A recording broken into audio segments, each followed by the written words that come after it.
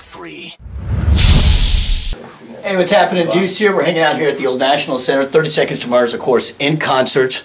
And we're joined by Tomo, Shannon, Jared. Folks, how we doing, gentlemen? Hey, bro. We're doing great. Thanks so much for having us. Well, that was going to kind of be my next question.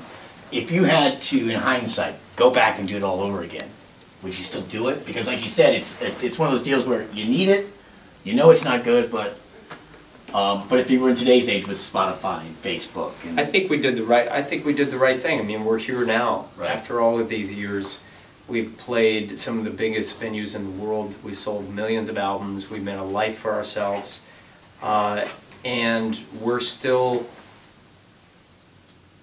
fighting for what we believe in. I don't think that battle ever goes away. There's always an uneasy relationship between art and commerce.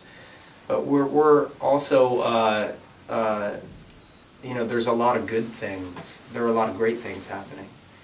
You know, we have this documentary, we have this story to tell that just came out a week or two ago. I got 2 emails about it from friends as well today who said it reminded them of some of the battles and some of the situations they've been in. Zed, the DJ, emailed me as well, and a friend of mine who's in you know, the nightclub business said it reminded him of his struggles in his own life. So I think the film is reaching people beyond just 30 Seconds to Mars, and that's really fun. well, and I mean, when I was telling him, and I've been telling everybody about it, Dave. It's a really good Thanks. documentary. Thank you. Because even if you're not per se a 30 Seconds to Mars person, Yeah. it's a very intriguing thing, inside look. It touches on you, which I thought was pretty cool about the very beginning, about how, you know, you work in construction, and it's just neat watching. It's kind of like what you said on stage earlier today during the sound check. You know, it's not what everybody thinks it is. You know, there's a lot more to it, and it's not the glamorous life. You know, It is. Sometimes it's really glamorous and wonderful, but a lot of it is really Plot and planning. yeah. It's plotting and planning and good old-fashioned elbow grease. It's work.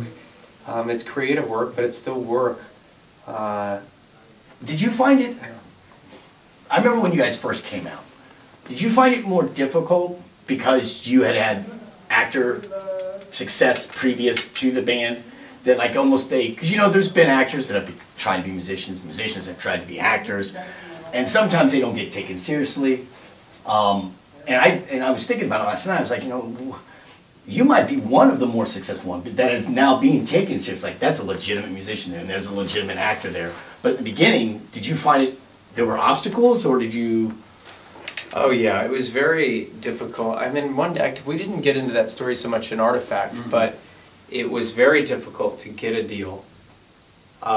You know, MTV, I remember, said to us in the very beginning that they would never ever be in the 30 Seconds to Mars business. And was it because you were? Yeah. Just after. So it was actually more difficult than it was if you weren't an actor. I would think that with what we had, the quality of music that we had, Right. and I would think that we would have had a much easier time getting signed, and maybe an easier time with some of the gatekeepers had they not known me and my other work. I would think it would be a little bit easier, but there are some other things that were great to have had benefited from, and things like learning a work ethic, learning about cinema and then being able to apply that to directing videos, things like that that were really practical and good to have happen.